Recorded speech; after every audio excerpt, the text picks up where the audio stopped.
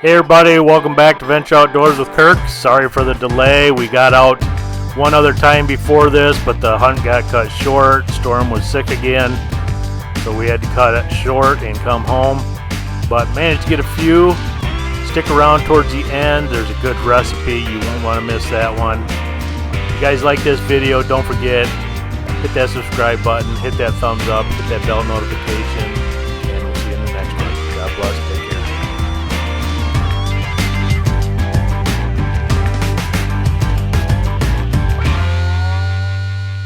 So this spot, as you'll see, this is not very wide. It's just a strip of cover next to the Milo across the road.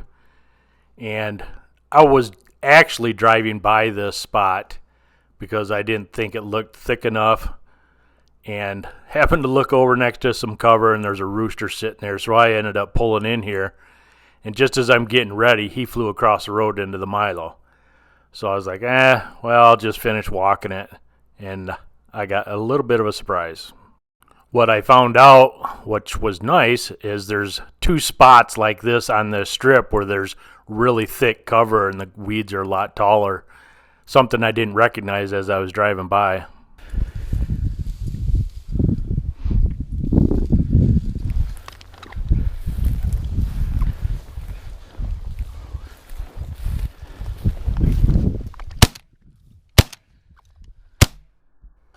This pheasant cracked me up. That shot that I tickled him on almost looks like he's trying to pull a Neo from the Matrix. The way he kind of bends back here, trying to dodge all them pellets.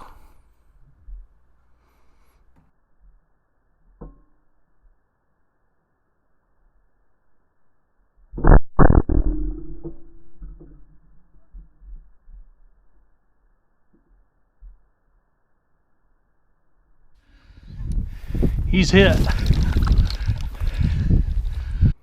Figures, waste 3 shots on that one, and I hit him. You can see some feathers fly. Stuck trying to reload when that one jumps up right at my feet. It was a young rooster. I was keeping my eye on the one that I hit, trying to find out where exactly he was going to light down at, but he just kept coasting, and it was a picked wheat field next to this, headed towards a farmhouse. I went down there and asked permission, and they didn't actually own it, so I ended up just walking the ditch and some of that wheat field trying to see if we could find him or kick him up again, but we never did. Big lesson learned right there. You can bet I won't be driving by that spot without stopping to hunt it again. Shoot, Storm, where the hell are they at? Huh?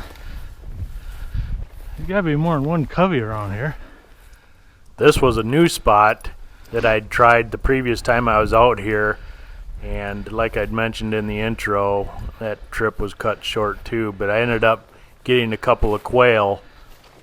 For me, I like to hit the pheasants first thing in the morning, and then later mid-morning, right around lunchtime, as I'm wrapping up the pheasants, start hitting a few of those quail spots that I find.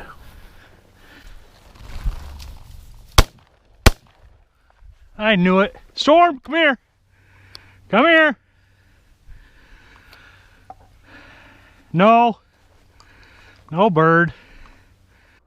Yeah, you can hear a little bit of deflation in my voice there. A little frustrated. I keep missing these little things. That was a nice little covey flush. And there's Milo just up over the hill here, and that's where I thought they might have swung around to. So as I'm cresting the hill here, I'm just kind of expecting that that covey's gone. Storm, come on. Maybe some went in the edge here, but I think they flew out in the Milo.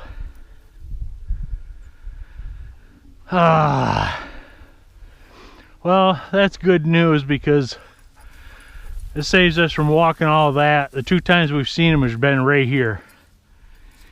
In that tree or right up here we got them flushed, so get a good nose of that so you know what we're getting. Good boy. Good boy. So he's down there sniffing that tree out where they were all sitting, get a big nose full of them. At least he's getting a little bit better hunting these quail.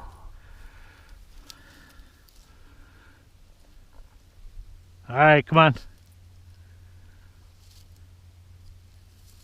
Come on.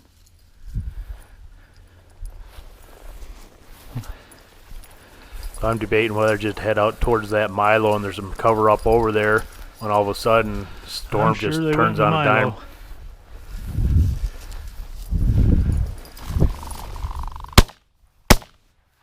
Dang it! Storm, come here! Dang it, that's my fault again. I'm gonna watch them. I think they're going right to that other cover over there. Good boy. Oh.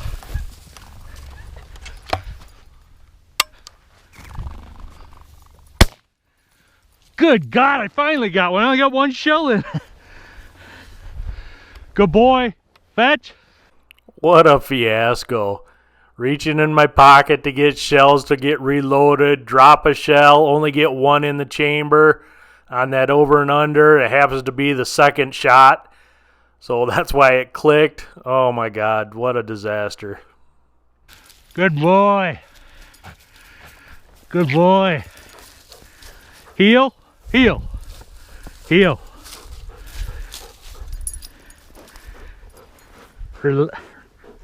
Release. Good boy. Good boy. Headshot it. Oh, good boy. This is the following morning, and you guessed it, right back to where I kicked up all them birds the previous day. Just hoping to kick up one or two roosters here. Hoping to get one out of the deal, and it is so cold this morning that wind is blowing like 40 miles an hour. But I'm out there to hunt, so I was still going. Just getting to this first thick spot here, and we end up getting a little bit of a flush here, 5 or 6 hens. Right about now, I'm thinking about that rooster that jumped up at my feet the day before, held really tight. So I'm kind of trying to get Storm back in here and let him work through this a little bit more. This morning, the temps were down in the teens with that 40-mile-an-hour wind. It was miserable out there, actually. My hands were cold, left the truck, didn't grab my gloves. Not to mention, it just wreaks havoc when you're trying to film something.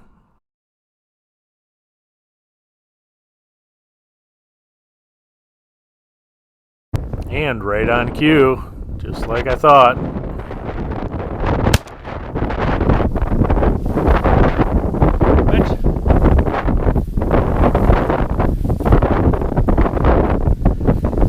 Fetch it up. Good boy. Heel. I think Storm wanted to do a little victory lap with this one. He didn't come exactly to me, but he got the job done. I think it was just as hard to hear in the 40-mile-an-hour winds for him as it was for me.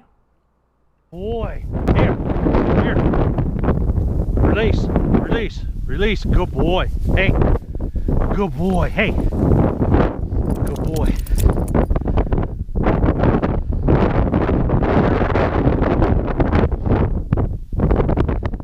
We're working up to this next thick spot of cover.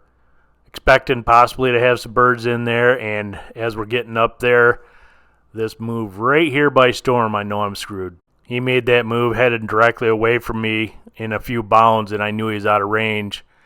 And sure enough, they jumped up just out of range, but I tickled the one. Didn't knock it down, though. Storm! Hey!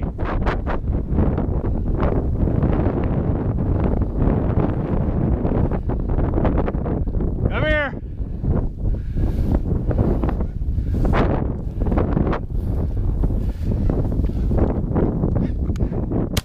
Yup, had the safety on. See that little flinch?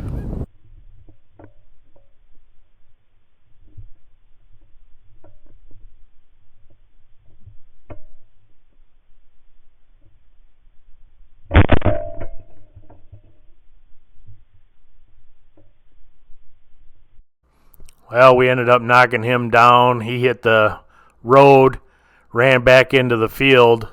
So I just had to get Storm back over there to get him on the scent, track him down. This is where having a dog just is invaluable. How many lost birds a person would have when you knock them down like this if you can't get a dog on them to track them down a little bit. Besides being part of the family, this is what you pay for right here. This is why we do all the training, feed them, vet bills, everything. When they're out there doing their thing like this, it's well worth it just to sit back and watch. As hard as that wind's blowing, I'm surprised he's not confused that the scent doesn't blow by him so fast he can't pick it up. There's a proud moment right here. Walk up there and he's got it pinned down, standing over it. I can see it sitting there, and then it kind of jumps out and makes him play with it a little bit.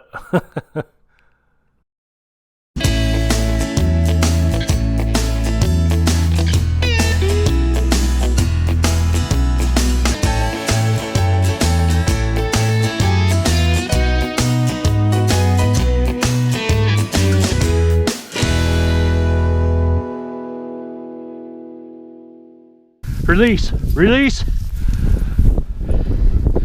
Good boy! Good boy! Yeah!